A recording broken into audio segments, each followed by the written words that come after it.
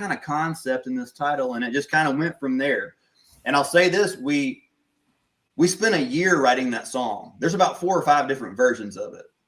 And I remember we wrote it the first time, and Tom had demoed it, but he didn't have time to do the vocals. It was just the music. And we had gotten together again to write again.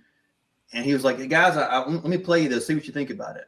And he played us the track for the first version of Hallelujahville. No vocals or anything, just the music. And we're all kind of listening to it, and nobody's really into it, but we're all kind of trying to like pretend that we are. You know what I mean? Like we don't want to, you know what I mean? Like it's like, I don't really think I like this, but maybe they do.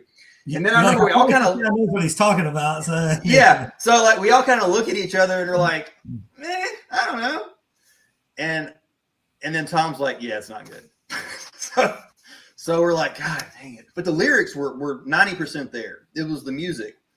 And I remember I said, Tom, if you're at your house by yourself on the piano, how do you do it?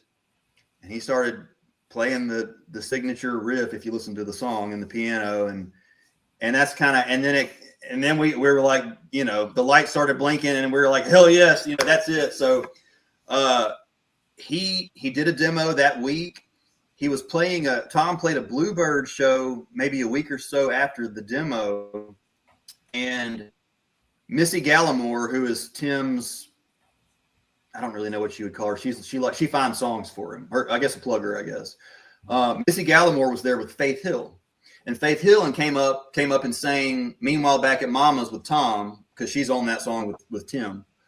And Tom said after the show, he went up to Missy and Faith and was like, I hate to do this, but I've got a song I think Tim might like. Can I send it to you? And that's how it got to him.